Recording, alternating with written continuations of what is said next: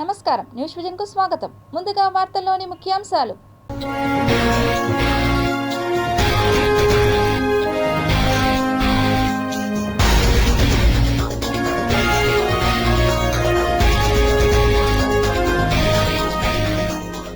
అందులు కూడా న్యాయమూర్తులు కావచ్చు, సుప్రీంకోర్టు చరిత్రాత్మక తీర్పు. తిరుపతి జిల్లా ఏర్పేడులో గ్రీన్ హైడ్రోజన్ ప్లాంట్ ఏర్పాటు చేసిన హీరో ఫ్యూచర్ ఎనర్జీస్ 1000 రూపాయల కోట్ల పెట్టుబడి, 2000 మందికి ఉపాధి వర్చువల్ గా ప్రారంభించిన ముఖ్యమంత్రి చంద్రబాబు. శ్రీ వెంకటేశ్వర స్వామివారి ఆలయంలో పూర్ణాహుతితో ముగిసిన బాలాలయం శాశ్వతంగా నిర్వహించిన అర్చకులు. పారిశుద్ధ పనులను పరిశీలించిన కమిషనర్ క్రమం తప్పకుండా చెత్త సేకరణ మరింత మెరుగ్గా చేపట్టాలని అధికారులను ఆదేశించిన మౌర్య.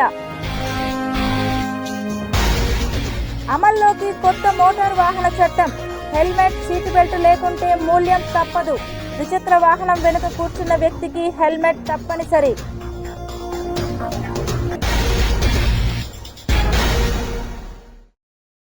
దృష్టిలోపం ఉండి న్యాయ సేవలోకి రావాలనుకునే వారికి బిగ్ రిలీఫ్. దేశ అత్యున్నత న్యాయస్థానం సుప్రీంకోర్టు సోమవారం అందుల కోసం చారిత్రాత్మక తీర్పును వెలువరించింది. అందులు కూడా న్యాయ సేవలలో నియమించబడే హక్కు కలిగి ఉంటారని సుప్రీంకోర్టు పేర్కొంది. అందులు కూడా న్యాయమూర్తులు కావచ్చని కోర్టు పేర్కొంది. దృష్టిలోపం ఉన్న వ్యక్తులను న్యాయ సేవ నుంచి మినహాయించకూడదని మధ్యప్రదేశ్ ప్రభుత్వం విధించిన నిషేధాన్ని సోమవారం కొట్టివేసింది. వైకల్యం ఆధారంగా ఎవరిని న్యాయ సేవల నుంచి మినహాయించలేమని సుప్రీంకోర్టు తన నిర్ణయంలో పేర్కొంది. న్యాయ సేవ అవకాశాలను పొందడంలో వికలాంగులు ఎటువంటి వివక్షను ఎదుర్కోకూడదని, హక్కు ఆధారిత విధానం అవసరం అని ధర్మాసనం పేర్కొంది. సుప్రీంకోర్టు తన నిర్ణయంలో మధ్యప్రదేశ్ జ్యుడిషియల్ సర్వీస్ నిబంధనలు కూడా రద్దు చేసింది. Justice JB Pardiwala, justice R మహదేవన్లతో కూడిన ధర్మాసనం ఈ చారిత్రాత్మక తీర్పును వెలువరించింది. అందులు న్యాయ సేవల నియామక ఎంపిక ప్రక్రియలో పాల్గొనకుండా నిరోధించే మధ్యప్రదేశ్ న్యాయ సేవల నిబంధనలను కూడా సుప్రీంకోర్టు కొట్టివేసింది. మధ్యప్రదేశ్ న్యాయ సేవల నియమాల రూల్ 6A దృష్టిలోపం ఉన్న అభ్యర్థులు, తక్కువ దృశ్యమానత ఉన్నవారు న్యాయ వ్యవస్థలో చేరడానికి అనుమతి నిరాకరిస్తుంది. మధ్యప్రదేశ్ న్యాయ సేవలు నియామక సేవా నిబంధనలు 1994లో అమలు చేయబడ్డాయి. తాజాగా సుప్రీంకోర్టు ఈ నిబంధనలను కొట్టివేసింది. కాగా మధ్యప్రదేశ్ జ్యుడిషియల్ సర్వీస్ నిబంధనలను ఓ మహిళ 2024లో కోర్టులో సవాలు చేసింది. దృష్టిలోపం ఉన్న తన కొడుకు న్యాయ వ్యవస్థలోకి రావాలనుకోవడంతో మధ్యప్రదేశ్ జ్యుడిషియల్ సర్వీస్ నిబంధనలపై 2024 మార్చిలో అప్పటి ప్రధాన న్యాయమూర్తి డివై చంద్రచూడ్కు లేఖ రాసింది. తిరుపతిలోని రాక్ మ్యాన్ ఇండస్ట్రీస్లో హీరో ఫ్యూచర్ ఎనర్జీస్ మొట్టమొదటి గ్రీన్ హైడ్రోజన్ బ్లెండింగ్ ప్లాంట్ను ముఖ్యమంత్రి నారా చంద్రబాబు నాయుడు ఉండవల్లి నివాసం నుంచి వర్చువల్గా ప్రారంభించారు. హీరో ఫ్యూచర్ ఎనర్జీస్ చేపట్టిన ఈ ప్రాజెక్ట్ పారిశ్రామిక అవసరాల కోసం PNG, LPGతో గ్రీన్ హైడ్రోజన్ బ్లెండింగ్కు సరికొత్త విధానాన్ని అనుసరిస్తోందని ముఖ్యమంత్రి అన్నారు. ఈ సాంకేతిక కార్బన్ ఉద్గారాలను గణనీయంగా తగ్గిస్తుందని, భారతదేశ శక్తి పరివర్తనకు కొత్త బెంచ్ మార్క్ను నిర్దేశిస్తుందని వివరించారు. తిరుపతిలో ప్రవేశపెట్టబడిన స్కేలబుల్ మోడల్ను ఆంధ్రప్రదేశ్లోనూ ఇంకా దేశవ్యాప్తంగా ఇతర పరిశ్రమల్లోనూ అనుకరించవచ్చని చెప్పారు. స్వర్ణాంధ్ర విజన్ 2047 సాధనలో పేర్కొన్నట్టుగా గ్రీన్ హైడ్రోజన్ ఉత్పత్తిలో ఏపీని ప్రపంచ కేంద్రంగా మార్చాలనే లక్ష్యానికి ఇది తొలి అడుగు అవుతుందన్నారు. రాష్ట్ర integrated clean energy ICE policy 2024 కింద 160 గెగావాట్ల పునరుత్పాదక ఇంధన సామర్థ్యాన్ని, క్లీన్ ఎనర్జీలో 10 ట్రిలియన్ పెట్టుబడిని సాధిస్తామనే విశ్వాసం ఉందన్నారు. శిలాజ ఇంధనాలపై ఆంధ్రప్రదేశ్ ఆధారపడటం తగ్గించడానికి 2070 నాటికి భారతదేశం యొక్క నెట్ జీరో లక్ష్యానికి మద్దతు ఇవ్వడానికి, ముడి చమురు దిగుమతులను తగ్గించడానికి, ఇంధన భద్రత విషయంలో రాష్ట్ర ప్రభుత్వం దృఢ నిశ్చయంతో ఉందని ముఖ్యమంత్రి ఈ సందర్భంగా అన్నారు. గ్రీన్ ఎనర్జీ ప్లాంట్తో హీరో ఫ్యూచర్ ఎనర్జీస్ జైత్రయాత్ర మొదలు కావాలని కోరుకుంటున్నాను. రాష్ట్రంలో వాణిజ్యానికి ఉన్న అనుకూల విధానాలు, నైపుణ్యం కలిగిన శ్రామిక శక్తి హీరో ఫ్యూచర్ ఎనర్జీస్కు సహకారం అందిస్తాయి అని ముఖ్యమంత్రి చెప్పారు. శ్రీ వెంకటేశ్వర స్వామివారి ఆలయంలో నిర్వహిస్తున్న బాలాలయ కార్యక్రమం పూర్ణాహుతితో శాస్త్రోక్తంగా ముగిశాయి. తిరుపతిలోని అలిపిరి పాదాల మండపం వద్ద గల శ్రీ వెంకటేశ్వర స్వామివారి ఆలయం, శ్రీ లక్ష్మీనారాయణ స్వామివారి ఆలయానికి అనుబంధంగా ఉన్న శ్రీ గోదా అమ్మవారి ఆలయంలో అష్టబంధనం కారణంగా గత 3 రోజులుగా నిర్వహిస్తున్న బాలాలయం కార్యక్రమాలు సోమవారం ఉదయం పూర్ణాహుతితో శాస్త్రోక్తంగా ముగిశాయి. ఇందులో భాగంగా ఉదయం 8 గంటలకు యాగశాల వైదిక కార్యక్రమాలు, పూర్ణాహుతి, కుంభ ప్రదక్షిణ నిర్వహించారు. ఉదయం 9 గంటల 20 నిమిషాల నుండి 9 గంటల 55 నిమిషాల మధ్య మేషలగ్నంలో బాలాలయ సంప్రోక్షణం నిర్వహించారు. తదుపరి మహా సంప్రోక్షణ నిర్వహించే వరకు భక్తులు బాలాలయంలో స్వామివారిని దర్శించుకోవచ్చు. గర్భాలయంలో జీర్ణోద్ధరణ కోసం బాలాలయం చేపడతారు. ఇందుకోసం ఆలయంలోని ముఖ మండపంలో నమూనా ఆలయం ఏర్పాటు చేసి గర్భాలయంలోని మూలవర్ల చిత్రపటాలను ఏర్పాటు చేస్తారు. తదుపరి మహా సంప్రోక్షణ జరిగే వరకు స్వామి అమ్మవార్లకు నిత్య కైంకర్యాలన్నీ ఇక్కడే నిర్వహిస్తారు. ఈ కార్యక్రమంలో ఆలయ డిప్యూటీ ఈవో శాంతి, ఏఈఓ మునికృష్ణారెడ్డి, శ్రీవారి ఆలయ ప్రధాన అర్చకులు వేణుగోపాల దీక్షితులు, వైఖానస ఆగమ సలహాదారు సీతారామాచార్యులు, ఋత్వికులు, ఇతర అధికారులు పాల్గొన్నారు. ప్రజా సమస్యల పరిష్కార వేదిక కార్యక్రమంలో వచ్చే అర్జీదారుల సమస్యలను క్షేత్రస్థాయిలో అధికారులు పరిష్కరించడంలో పూర్తిగా విఫలమవుతున్నారు. జిల్లా కలెక్టరేట్ కార్యాలయానికి అర్జీలు ఇవ్వడానికి ప్రజలు రోజురోజుకి అధికమవుతున్నారు. ఇప్పటికైనా రాష్ట్ర ప్రభుత్వం అర్జీదారుల సమస్యలను గుర్తించి పరిష్కరించాలని పలువురు కోరుతున్నారు. ప్రజా సమస్యల పరిష్కార వేదిక ద్వారా ప్రజల నుండి అందే ప్రతి అర్జీలకు నాణ్యతగా గడువులోపు పరిష్కారం చూపాలి అని జిల్లా రెవెన్యూ అధికారి జి నరసింహులు పేర్కొన్నారు. రాష్ట్ర ప్రభుత్వం ప్రజా సమస్యల పరిష్కార వేదికకు అధిక ప్రాధాన్యత ఇస్తుందని, కార్యక్రమంలో వచ్చిన అర్జీలను నాణ్యతతో పరిష్కారం చూపాలని జిల్లా రెవెన్యూ అధికారి జి నరసింహులు జిల్లా అధికారులను ఆదేశించారు. సోమవారం ఉదయం జిల్లా కలెక్టరేట్ నందు ఏర్పాటు చేసిన ప్రజా సమస్యల పరిష్కార వేదికలో జిల్లా కలెక్టర్ అర్జీదారులకు గౌరవప్రదంగా కుర్చీ ఏర్పాటుతో వారి సమస్యలను సావధానంగా వింటూ అర్జీలు స్వీకరించారు. జిల్లాలోని డివిజన్, మండల స్థాయి వరకు ఆర్డీఓలు, తహసీల్దార్లు, ఎంపీడీఓలు తదితర అధికారుల వీడియో కాన్ఫరెన్స్ అనుసంధానంతో అర్జీదారుల సమస్యలపై అధికారులతో అక్కడికక్కడే వర్చువల్ విధానంలో మాట్లాడి పరిష్కారం చూపుతున్నారు. ఈ సందర్భంగా పీజీఆర్ఎస్ అర్జీలను నిర్దేశిత గడువులోపు పరిష్కరించాలని, పెండింగ్ అర్జీలను నిర్ణీత గడువులోగా అర్థవంతంగా పరిష్కరించాలని ఆర్డీఓ అధికారులను ఆదేశించారు. జిల్లా రెవెన్యూ అధికారితో పాటు స్పెషల్ డిప్యూటీ కలెక్టర్లు దేవేంద్రరెడ్డి, రోజ్మాన్, శివశంకర్ నాయక్ ప్రజల నుండి అర్జీలు స్వీకరించారు. వివిధ ప్రాంతాల నుండి వచ్చిన అర్జీదారుల నుండి వినతులను స్వీకరించి ఆన్లైన్ నమోదుతో అర్జీదారులకు రసీదులు అందించారు. అదేవిధంగా పీఎంజీపీ పథకం ద్వారా నిరుద్యోగులకు ఇస్తున్న రాయితీ రుణాలను డిఐసి, కేవీఐబి, కేవీఐఎల్ ద్వారా బ్యాంకర్లు కొత్త రుణాలను అందించాలని ప్రజాశిష్ట సంస్థ అధ్యక్షుడు శోభన్ బాబు జిల్లా రెవెన్యూ అధికారికి వినతి పత్రాన్ని అందజేశారు. ప్రజా సమస్యల పరిష్కార వేదికలో ప్రజలు అందజేసిన సమస్యలను క్షేత్రస్థాయిలో పరిశీలించి పరిష్కారం చూపాలని జిల్లా కలెక్టర్ సుమిత్ కుమార్ సంబంధిత శాఖల అధికారులను ఆదేశించారు. సోమవారం జిల్లా కలెక్టరేట్ కొత్త స్పందన హాల్ నందు నిర్వహించిన ప్రజా సమస్యల పరిష్కార వేదిక కార్యక్రమంలో భాగంగా గుడిపాల, బైరెడ్డిపల్లి మండలాలకు చెందిన గిరిజనులు మేము సాగు చేసుకుంటున్న వ్యవసాయ భూములకు పట్టాలు మంజూరు చేయాలని, త్రాగునీటి సౌకర్యం కల్పించాలని, పింఛన్ మంజూరు చేయాలని కోరుతూ అర్జీలను జిల్లా కలెక్టర్, జాయింట్ కలెక్టర్కు అందజేశారు.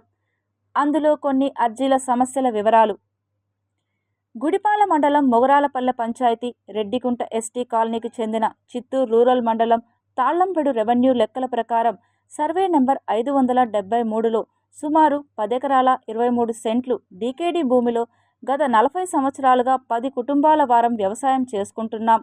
చిత్తూరు రూరల్ మండలానికి చెందిన 4 కుటుంబాల వారికి 2024లో పట్టాలు ఇవ్వడం జరిగిందని, గుడిపాల మండలానికి చెందిన 6 కుటుంబాల వారికి పట్టాలు ఇవ్వలేదని, మాపై దయ ఉంచి మిగిలిన 6 కుటుంబాల వారికి పట్టాలు ఇవ్వాలని లీలావతి, శశికళ, రమణి, బేబీ పట్టాలు ఇవ్వాలని కోరుతూ అర్జీని జిల్లా కలెక్టర్కు అందజేశారు.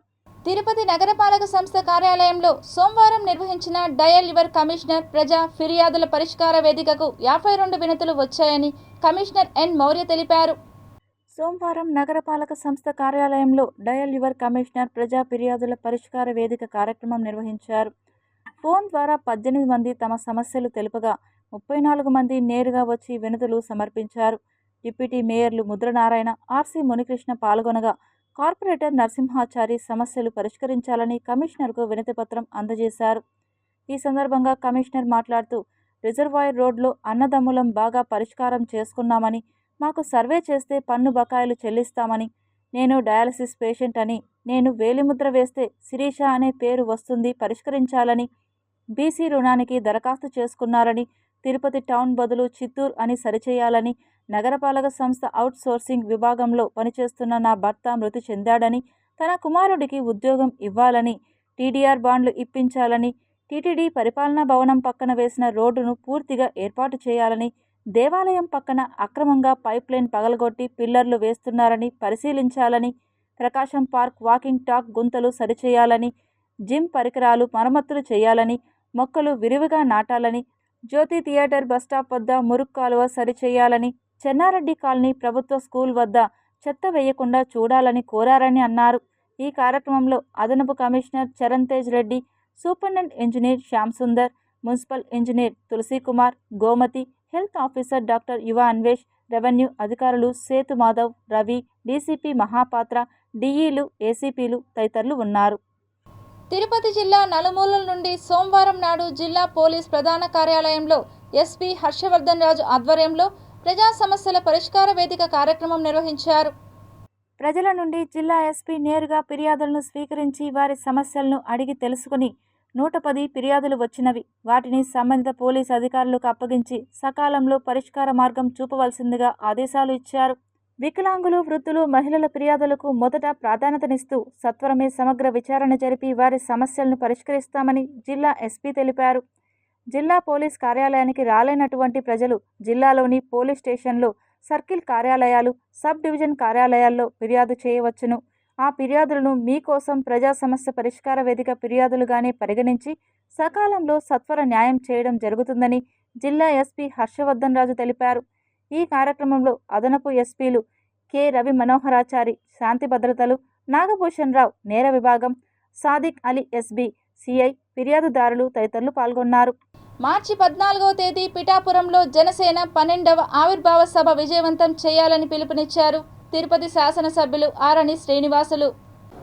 ఎమ్మెల్యేలు లేని చోట కూడా మనకు తగిన ప్రాధాన్యత, గుర్తింపు, అక్కడ కూటమి ఎమ్మెల్యేలతో మాట్లాడి అక్కడ గౌరవ ముఖ్యమంత్రి నారా చంద్రబాబు నాయుడు గారు, గౌరవ ఉప ముఖ్యమంత్రి పవన్ కళ్యాణ్ గారు ఇద్దరూ మాట్లాడుకొని ప్రతి నియోజకవర్గాన్ని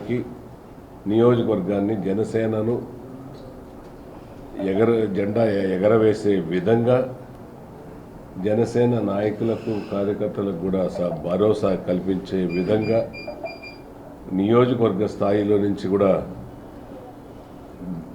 బలపరచుకోవడానికి తగిన అవకాశాలు వస్తాయి.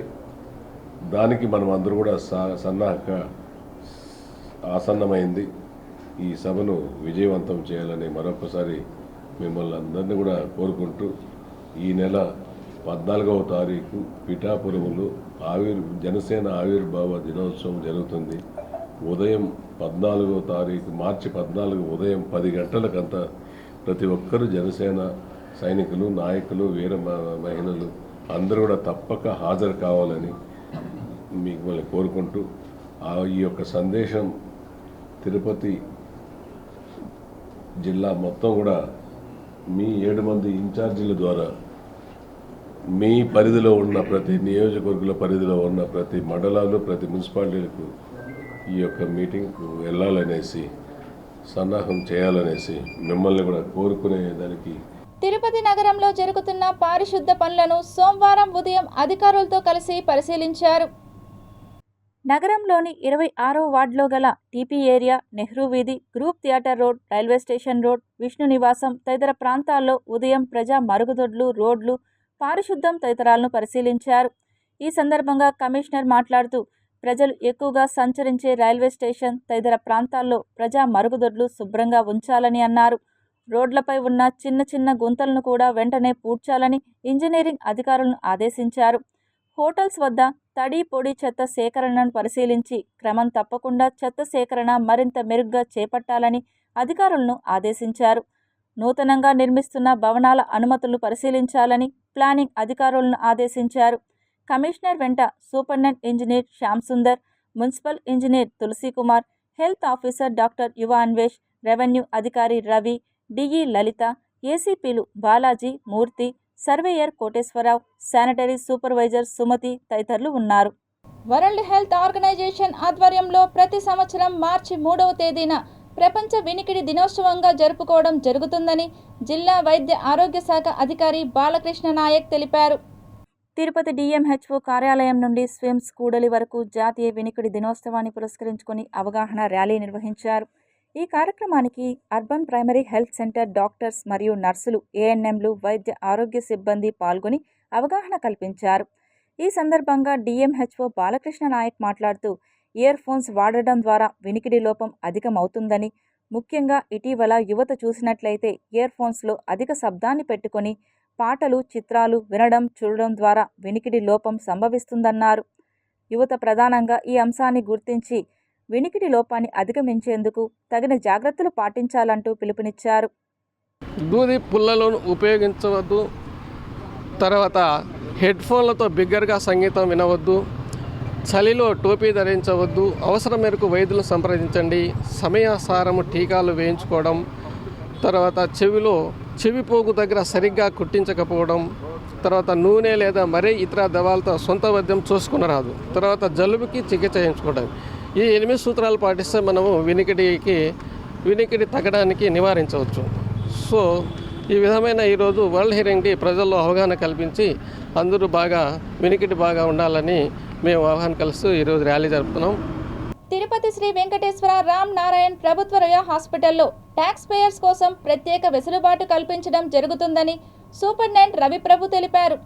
తిరుపతి రుయా హాస్పిటల్లో సూపరింటెండెంట్ రవిప్రభు కార్యాలయంలో ఏర్పాటు చేసిన విలేకరుల సమావేశంలో ఆయన మీడియాతో మాట్లాడుతూ రాష్ట్ర ప్రభుత్వం మరియు రాష్ట్ర వైద్య ఆరోగ్య శాఖ తీసుకున్న నిర్ణయం మేరకు హాస్పిటల్కు ఎవరైనా వీల్ చైర్స్, స్ట్రెచర్స్ మరియు వైద్య పరికరాలను అందించినట్లయితే కేంద్ర, రాష్ట్ర ప్రభుత్వం మరియు ప్రైవేట్ ఉద్యోగస్తుల ట్యాక్స్ పేయర్స్కు వైద్య ఆరోగ్య శాఖ శుభవార్త తెలిపిందని అన్నారు.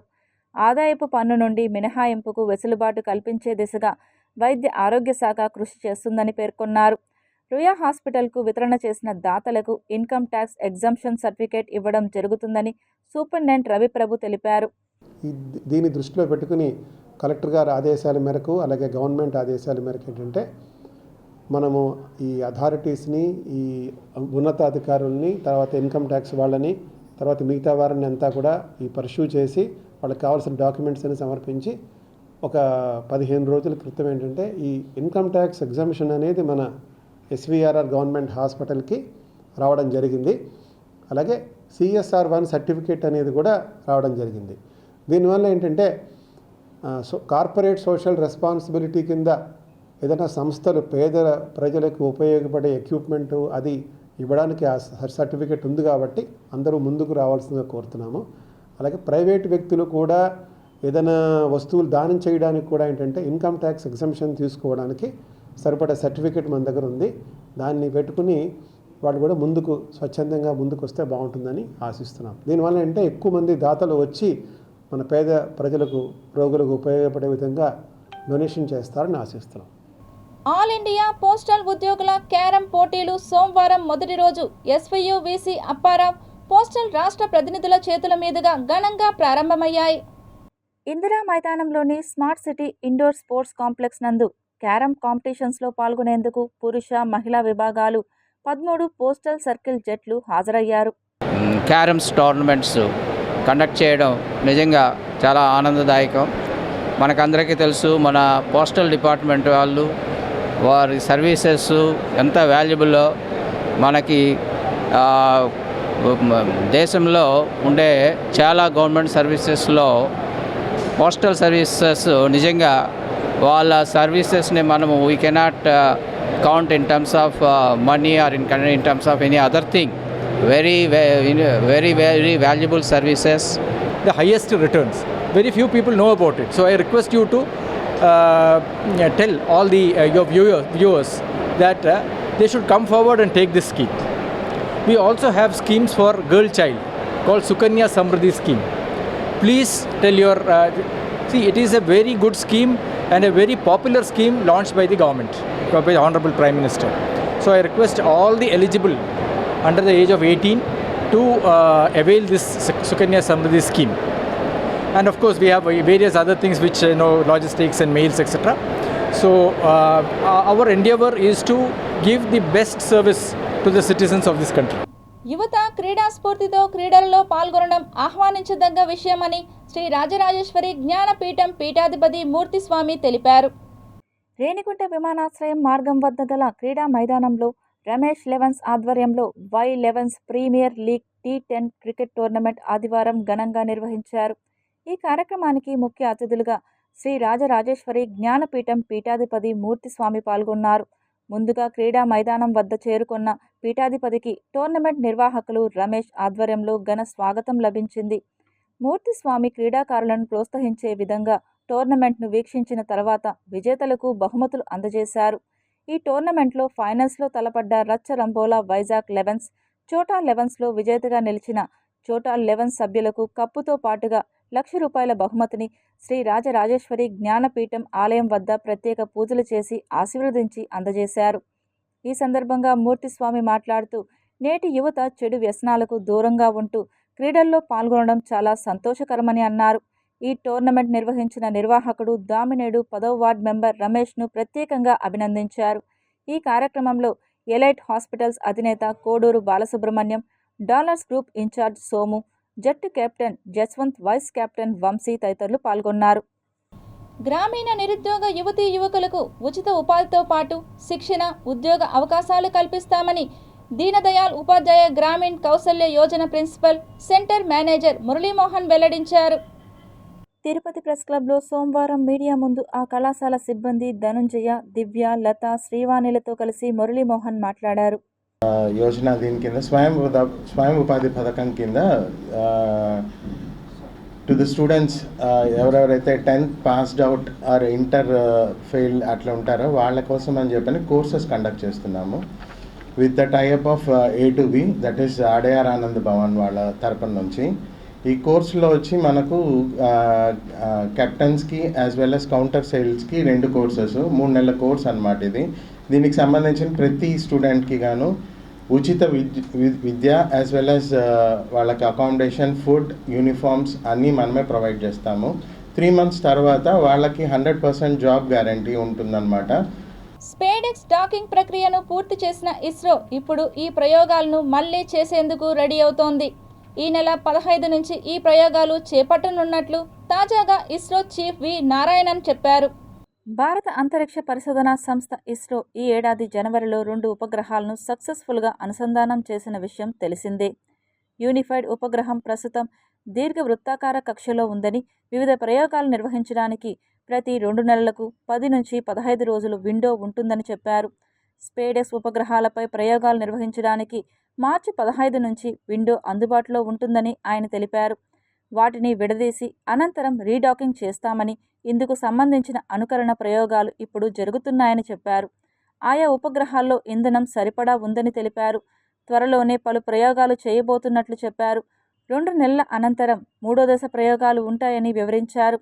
2 ఉపగ్రహాల మధ్య విద్యుత్ శక్తి బదిలీని చేయడానికి ప్రణాళికలు వేసుకున్నట్లు తెలిపారు. మరోవైపు గగన్యాన్ ప్రాజెక్టులో భాగంగా అంతరిక్షంలోకి మొదట నుసిపురుగులను పంపే ప్రయత్నాల్లోనూ ఇస్రో శాస్త్రవేత్తలు ఉన్నారు. ముంబైలోని Tata institute of fundamental research శాస్త్రవేత్తల బృందం ఈ మేరకు నిర్ణయం తీసుకుంది. మనుషులకు వచ్చే వ్యాధులను ప్రభావితం చేసే అదే జన్యు లక్షణాలలో 75% నుసిపురుగుల్లో ఉంటుంది. అంతరిక్షంలో అవి ఎలా ప్రతిస్పందిస్తాయో అధ్యయనం చేయడానికి ఈ ప్రయోగం చేయనున్నారు. తిరుమల శ్రీవారిని దర్శించుకునేందుకు వెళ్లే భక్తుల రక్షణకు టీటీడీ కీలక నిర్ణయం తీసుకుంది. కాలినడక మార్గాలు, ఘాట్ రోడ్లలో ప్రయాణించే భక్తులు, వాహనదారులకు చిరుతలు, ఏనుగులు, ఎలుగుబంట్ల నుంచి ఇబ్బంది కలగకుండా టీటీడీ ప్రయత్నాలు చేస్తోంది. యానిమల్ రేడియో కాలర్ సిస్టమ్ని ఏర్పాటు చేయాలని యోచిస్తోంది టీటీడీ. అయితే దీన్ని ఏర్పాటు చేయాలంటే వైల్డ్ లైఫ్ అధికారుల అనుమతి అవసరం. దీంతో టీటీడీ వారి అనుమతి కోరింది. రేడియో కాలర్ సిస్టమ్ అనే ఆలోచనను వైల్డ్ లైఫ్ అధికారుల ముందుంచింది. ఇప్పటికే దేశంలోని పలు ప్రాంతాల్లో అనుసరిస్తున్న ఈ విధానాన్ని తిరుమలలోనూ అమలు చేసేందుకు వైల్డ్ లైఫ్ అధికారులు సానుకూలంగా స్పందించినట్లు తెలుస్తోంది. తిరుమల పరిసర ప్రాంతాల్లో సంచరించే చిరుతలు, ఏనుగులు, ఎలుకబంట్లతో పాటు జింకలను రేడియో కాలర్ సిస్టమ్ను ఏర్పాటు చేయాలని వైల్డ్ లైఫ్ అధికారులను టీటీడీ కోరింది. దీని ద్వారా ఆయా జంతువులు జన సంచారం సమీపానికి వస్తే వెంటనే అలర్ట్ కావడానికి వీలుంటుందనే అభిప్రాయాన్ని టీటీడీ ఫారెస్ట్ అధికారులు వ్యక్తపరిచారు. దీంతో వైల్డ్ లైఫ్ అధికారులు సానుకూలంగా స్పందించినట్లు తెలుస్తోంది. వారి నుంచి అనుమతి రాగానే తొలుత జంతువులను ట్రాప్ చేసి పట్టుకుంటారు. ఆ తర్వాత సిమ్తో కూడిన రేడియో కాలర్ పరికరాన్ని ఆయా జంతువులకు అమర్చుతారు. 2023 ఆగస్టు 12న అలిపిరి కాలిబాటలో నెల్లూరు జిల్లాకు చెందిన లక్షిత అనే చిన్నారిపై చిరుత దాడి చేసి చంపేసింది. ఆ తరువాత కూడా పలుసార్లు చిరుత, ఎలుకబంట్లు కాలినడకన వెళ్లే భక్తులపై దాడి చేసేందుకు ప్రయత్నించాయి. ఈ క్రమంలో 7-8 వరకు చిరుతలను టీటీడీ అధికారులు, అటవీశాఖ అధికారులు బోన్లలో బంధించి జూ పార్కుకు తరలించారు.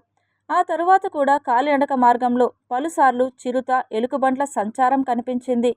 దీనికి తోడు తిరుమల నుంచి తిరుపతికి చేరుకునే మొదటి ఘాట్ రోడ్లో చిరుతలు కనిపిస్తూనే ఉన్నాయి.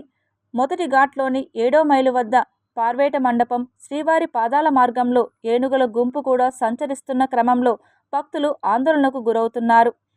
అడవి జంతువుల నుంచి భక్తులకు రక్షణ కల్పించేలా టీటీడీ అన్ని విధాల చర్యలు తీసుకుంటుంది.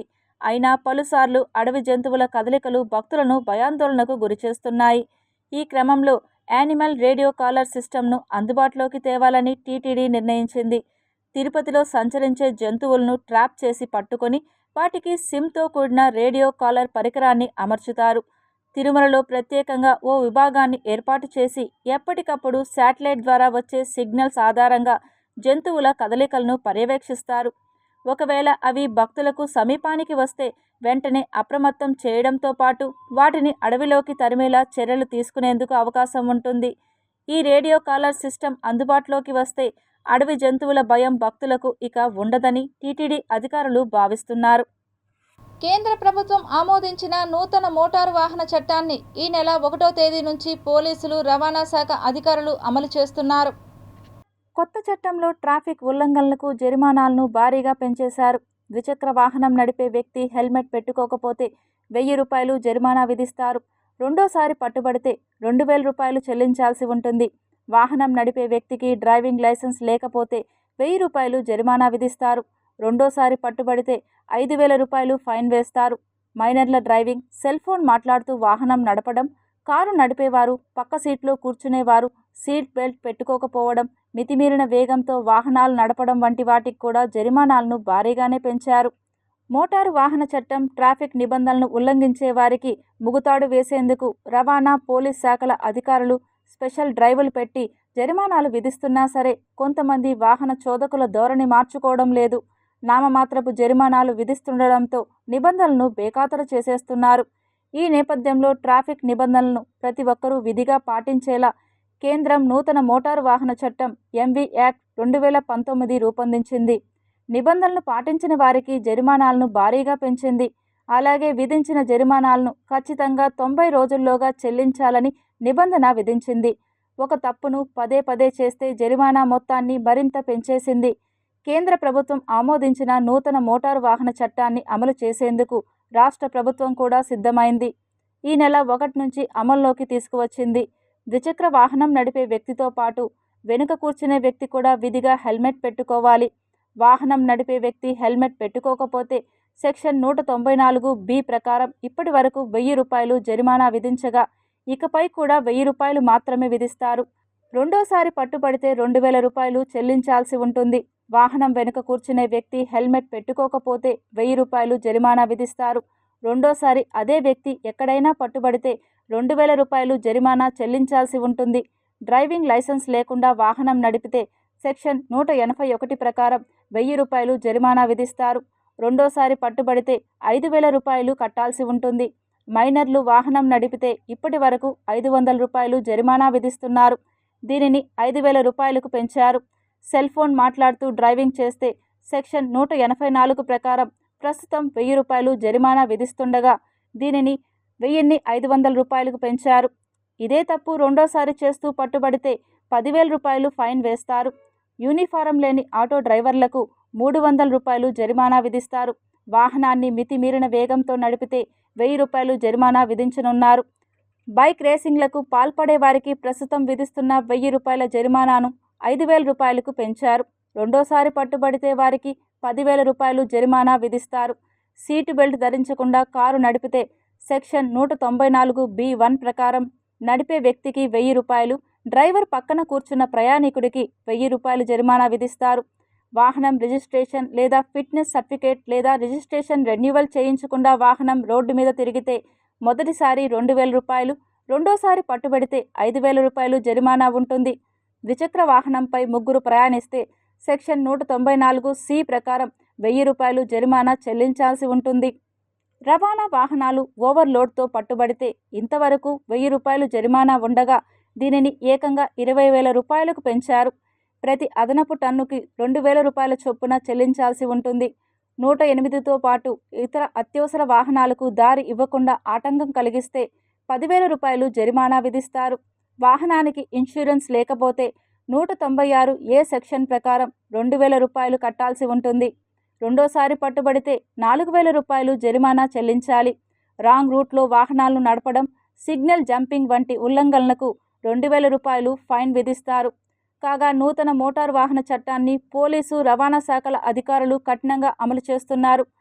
తిరుపతి ట్రాఫిక్ డీఎస్పీ రామకృష్ణాచారి ఆధ్వర్యంలో వాహనాలను తనిఖీ చేస్తున్నారు. శ్రీ వెంకటేశ్వర యూనివర్సిటీ గ్రంథాలయంలో పుస్తకోత్సవంను ఎస్వీఓవిసి అప్పారావు ప్రారంభించారు. శ్రీ వెంకటేశ్వర విశ్వవిద్యాలయం కేంద్రీయ గ్రంథాలయం ఆధ్వర్యంలో గ్రంథాలయ సదస్సుశాల నందు పుస్తక ప్రదర్శన పుస్తకోత్సవానికి ముఖ్య అతిథిగా వీసీ అప్పారావు విచ్చేసి ప్రారంభించారు. ఈ సందర్భంగా ఆయన మాట్లాడుతూ పుస్తకం హస్తభూషణం అని, మారుతున్న సాంకేతిక రంగంలో ప్రస్తుతం పుస్తక పఠనం గగనంలా మారిపోయిందని అన్నారు. పుస్తకాన్ని చదవడం ద్వారా జ్ఞానంతో పాటు అనేక మానసిక రుగ్మతలను దూరం చేస్తుందని తెలిపారు. ముఖ్యంగా దేశ విదేశాల్లో లభించే పుస్తకాలను ఈ ప్రదర్శనశాలలో అందుబాటులోకి తీసుకురావడం శుభ పరిణామం అని సిబ్బందిని వీసీ అభినందించారు. టీటీడీకి కల్తీ నెయ్యి సరఫరా వ్యవహారంలో కీలక పాత్రధారులను అరెస్ట్ చేసిన ప్రత్యేక దర్యాప్తు బృందం సిట్ వెనుక ఉన్న సూత్రధారులెవరనే అంశం తేల్చడంపై దృష్టి సారిస్తోంది. అరెస్ట్ అయిన నిందితుల ద్వారా నెయ్యిలో కల్తీ జరిగిన విషయం తాజాగా ఖరారు కావడంతో సంబంధిత తీరుతెన్నుల నిగ్గు తేల్చడంపై దర్యాప్తు కొనసాగుతోంది. నెయ్యి కల్తీ వ్యవహారంలో జరిగిన ఆర్థిక లావాదేవీల లబ్ధిదారుల వివరాలు సేకరించడం ద్వారా వెనుక ఉన్న సూత్రధారుల గుట్టు రట్టు చేయడానికి సిట్ బృందం ప్రత్యేక శ్రద్ధను కనబరుస్తోందని తెలుస్తోంది. తిరుమల తిరుపతి దేవస్థాన టీటీడీ దేవాలయాల ప్రసాదాల తయారీ అవసరాలకు సరఫరా చేసే నెయ్యిలో గత ప్రభుత్వ హయాంలో కల్తీ జరిగిందని 5-6 నెలల క్రితం వెలుగు చూసిన అంశం సంచలనం సృష్టించిన సంగతి తెలిసిందే. స్వయంగా ఆ అంశాన్ని ప్రస్తావించిన ముఖ్యమంత్రి చంద్రబాబు తిరుమలేసిని దివ్య ప్రసాదం లడ్డూల తయారీలో కల్తీ నెయ్యి వినియోగించారని చెప్పడం ప్రపంచవ్యాప్తంగా ఉన్న తిరుమలేసిని భక్తులను మరింత ఆందోళనకు గురిచేసిన విషయం కూడా విదితమే. నిజానిజాల నిగ్గు తేల్చడానికి 5 సీనియర్ అధికారులతో ప్రత్యేక దర్యాప్తు బృందాన్ని ఏర్పాటు చేసిన రాష్ట్ర ప్రభుత్వం విచారణ చేపట్టింది. ఆ సందర్భంగా వెల్లువెత్తిన విమర్శల వెల్లువలో తమ పేర్లు రావడంతో గత ప్రభుత్వ హయాంలో టీటీడీ చైర్మన్గా పనిచేసిన వైసీపీ నాయకుడు వైవి సుబ్బారెడ్డి తదితరులు రాష్ట్ర ప్రభుత్వ ఆధీనంలోని అధికారులతో కాకుండా కేంద్ర దర్యాప్తు సంస్థతో విచారణ జరిపించాలని కోరుతూ సుప్రీంకోర్టును ఆశ్రయించారు. టీటీడీలో ఉన్న పరిశోధనా వ్యవస్థల ద్వారా నాణ్యతా ప్రమాణాలు సరిగ్గా లేని నెయ్యి లారీలను వెనక్కు పంపడం మామూలేనని, కనుక కల్తీ జరిగిన నెయ్యిని తిరుమల ప్రసాదాల తయారీలో వాడే అవకాశమే లేదని వైసీపీ వాదిస్తోంది. ఆ పిటిషన్పై స్పందించిన సుప్రీంకోర్టు రాష్ట్ర ప్రభుత్వం నియమించిన దర్యాప్తు బృందం స్థానంలో సిబిఐ, రాష్ట్ర ప్రభుత్వం జాతీయ ఫుడ్ సేఫ్టీ సంస్థ FSSAI ప్రతినిధితో కలిపి 5 ప్రత్యేకంగా దర్యాప్తు బృందాన్ని ఏర్పాటు చేయాలని గత ఏడాది అక్టోబర్ 4న ఆదేశించింది. ఆ మేరకు సిబిఐ తరపున joint director S Veeresh Prabhu Hyderabad, superintendent of police Muralirambha Visakhapatnam, Andhra Pradesh police శాఖ తరపున inspector general Sarvashreshth Tripathi Guntur range, deputy inspector general Gopinath Jetti Visakhapatnam range, FSSAI తరపున డాక్టర్ సత్యకుమార్ పండాలతో ప్రధాన సభ్యులుగా సిట్ బృందం నియామకం జరిగింది. గత ఏడాది నవంబర్ 22న తిరుపతికి చేరుకున్న సిట్ బృందానికి సహకరించడానికి మరో 30 మంది కింది స్థాయి పోలీస్ సిబ్బందిని రాష్ట్ర ప్రభుత్వం ఏర్పాటు చేసింది. తొలి దశలో వ్యవస్థీకృత అంశాలపై విచారణ చేపట్టిన సిట్ బృందం నెయ్యి ప్రొక్యూర్మెంట్ దగ్గర నుంచి ఎలా నెయ్యి సరఫరా, ఎవరి పేరుతో ఎవరు సరఫరా చేశారు అనే వివరాలతో పాటు నెయ్యి విషయంలో కీలకంగా ఉన్న NTDB ల్యాబ్ టెస్ట్ నివేదిక మొదలైన అంశాలపై సమాచారం సేకరించింది. ముఖ్యంగా టెండర్ దక్కించుకున్న AR డైరీ తమిళనాడు కిలో నెయ్యి 1000గా మార్కెట్ ధర పలుకుతున్న నేపథ్యంలో కిలో 300 రూపాయలకే సరఫరా చేయడానికి ముందుకు రావడం వెనుక ఉన్న కారణాలను ప్రశ్నించడం నుంచి సిట్ దర్యాప్తు ముందుకు సాగింది.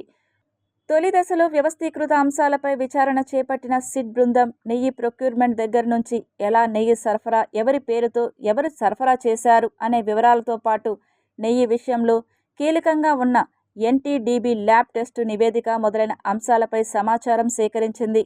ముఖ్యంగా టెండర్ దక్కించుకున్న ఏఆర్ డైరీ తమిళనాడు కిలో నెయ్యి 1000గా మార్కెట్ ధర పలుకుతున్న నేపథ్యంలో కిలో 300 రూపాయలకే సరఫరా చేయడానికి ముందుకు రావడం వెనుక ఉన్న కారణాలను ప్రశ్నించడం నుంచి సిట్ దర్యాప్తు బృందం ముందుకు సాగింది. 3 నెలల పాటు కొనసాగిన దర్యాప్తులో టీటీడీని నెయ్యి సరఫరా కాంట్రాక్ట్కు టెండర్ ద్వారా పొందిన సంస్థలు 1-2 ప్రైవేట్ సంస్థల ద్వారా నెయ్యి సరఫరా చేసినట్టు, ఆ క్రమంలోనే కల్తీ నెయ్యిని సరఫరా జరిగినట్టు తేలింది. ఈ మేరకు తమిళనాడు రాష్ట్రం దిండిగల్లోని AR dairy director Raju Rajasekaran, Srikalahasti సమీపంలోని పెనుబాక ప్రాంతానికి చెందిన Sri Vaishnavi dairy private limited CEO Apoorva Chavda, Uttarakhand రాష్ట్రం రూర్కీ ప్రాంతానికి చెందిన Bhole Baba organic dairy private limited డైరెక్టర్లు పోమిల్ జైన్, విపిన్ జైన్ అనే 4గురిని గత ఫిబ్రవరి 10న అదుపులో తీసుకుంది. ఆపై తిరుపతి న్యాయస్థానం ఆదేశాల మేరకు రిమాండ్లో ఉన్న వారిని కోర్టు అనుమతితో కస్టడీలో తీసుకున్న సిట్ బృందం 5 రోజుల పాటు విచారించింది.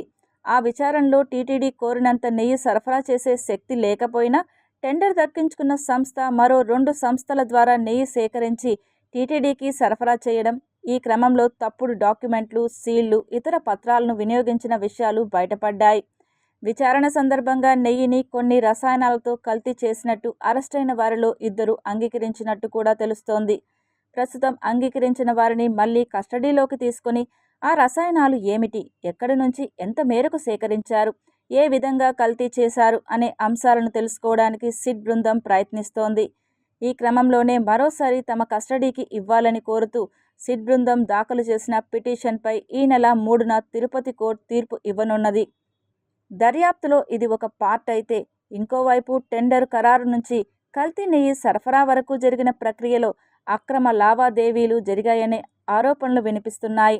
టీటీడీకి సంబంధించిన టెండర్ ఖరారు విధానాల విషయానికి వస్తే, టెండర్ దక్కించుకున్న వారితో టీటీడీ ఉన్నతాధికారులు మాట్లాడి బేరసారాలు ఆడి భగవంతుని పేరు చెప్పి మరికొంత మొత్తాన్ని తగ్గించే ఆనవాయితీ ఉంది. ఇందులో కాలానుగుణంగా టీటీడీ ఉన్నతాధికారులు, ధర్మకర్తల మండలిలోని కొనుగోళ్ల కమిటీ సభ్యులు పాల్గొంటూ ఉంటారు. ఎక్కువ శాతం మంది టెండర్దారులు ఈ ప్రక్రియలో తమ ధరను తగ్గించుకోవడానికి సిద్ధపడి అంగీకార పత్రంపై సంతకాలు కూడా చేస్తారు. ప్రస్తుతం వివాదమవుతున్న నెయ్యి ధర తగ్గింపు విషయంలో అటువంటి ప్రక్రియ జరిగి ఉంటే పెద్దగా ఆందోళన చెందాల్సిన అవసరం లేదు. కానీ అవసరమైనంత నెయ్యి సరఫరా చేసే సామర్థ్యం లేకున్నా టెండర్ నెయ్యిని దక్కించుకోవడం, సరఫరా చేసే నెయ్యిని కల్తీ చేయడం, దక్కించుకున్న టెండర్దారు పేరుతో బినామీ సంస్థలు సరఫరా చేయడం వంటి ఆరోపణలు సంచలన చర్చనీయాంశాలవుతున్నాయి. ఈ క్రమంలో టీటీడీకి చెందిన పెద్దల తోడ్పాటు లేకుండా జరిగే అవకాశాలు లేవనే వాదనలకు ప్రాధాన్యత ఎక్కువ కనిపిస్తోంది. ఆ తోడ్పాటు ఎంత మేరకు జరిగింది, జరిగి ఉంటే ఎవరెవరి హస్తం ఉంది, ఈ విషయంలో ఎంత మేరకు ఎవరికి ఆర్థిక లబ్ధి చేకూరింది, ఈ మొత్తం వ్యవహారం వెనుక ఉన్న సూత్రధారులు ఎవరు అనే అంశాలు ప్రశ్నార్థకాలవుతున్నాయి. కేంద్ర రాష్ట్ర ప్రభుత్వాల నుండి దళిత, గిరిజన సోదరులకు అందుతున్న సంక్షేమ ఫలాలు సక్రమంగా చేరేలా అధికారులు కృషి చేయాలని SC ST vigilance monitoring committee సభ్యులు బనావత్ మునేంద్ర నాయక్ పేర్కొన్నారు. ఈ యొక్క SC ST vigilance and monitoring committee దృష్టికి తీసుకొని రావడం వల్ల గౌరవ కలెక్టర్ గారు కానీ, ఎస్సీ ఎస్టీ కమిషన్ కానీ, అదేవిధంగా నేషనల్ కమిషన్ కానీ వారి దృష్టికి తీసుకొని వెళ్ళి పరిష్కరించుకోవడానికి ఇదొక ముఖ్య ఉద్దేశంగా తెలియజేస్తున్నాము. రాష్ట్రంలో కానీ దేశంలో కానీ ఎస్టీ ఎస్టీలకి కేంద్ర ప్రభుత్వం, రాష్ట్ర ప్రభుత్వము ఉపయోగిస్తున్న పథకాలని ప్రతి ఒక్కరూ ఉపయోగించి వారు లబ్ధి పొందాలని మేము కోరుతున్నాము. Tirupati bullion gold jewellery and silver merchants association సమాచారం మేరకు తిరుపతి లోకల్ బులియన్ మార్కెట్లో బంగారం, వెండి ధరలు ఇలా ఉంటాయి. 24 క్యారెట్ల బంగారం 10 గ్రాముల ధర 87,850 రూపాయలు. 22 క్యారెట్ల బంగారం 1 గ్రాము ధర 7,953 రూపాయలు. వెండి 1 కేజీ ధర 96,900 రూపాయలు. రీటైల్ వెండి 1 గ్రాము ధర 100 రూపాయలుగా ఉంటుంది. వార్తలు ముగించే ముందు ముఖ్యాంశాలు మరోసారి చూద్దాం.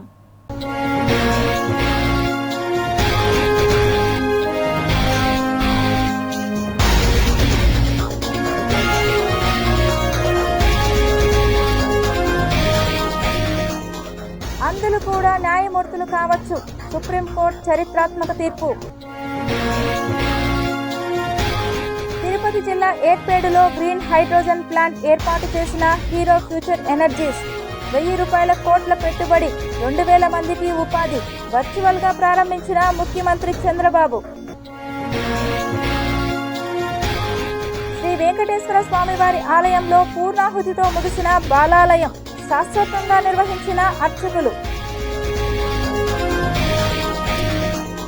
పారిశుద్ధ పనులను పరిశీలించిన కమిషనర్. క్రమం తప్పకుండా చెత్త సేకరణ మరింత మెరుగ్గా చేపట్టాలని అధికారులను ఆదేశించిన మౌర్య. అమల్లోకి కొత్త మోటార్ వాహన చట్టం. హెల్మెట్, సీటు బెల్ట్ లేకుంటే మూల్యం తప్పదు. ద్విచక్ర వాహనం వెనుక కూర్చున్న వ్యక్తికి హెల్మెట్ తప్పనిసరి.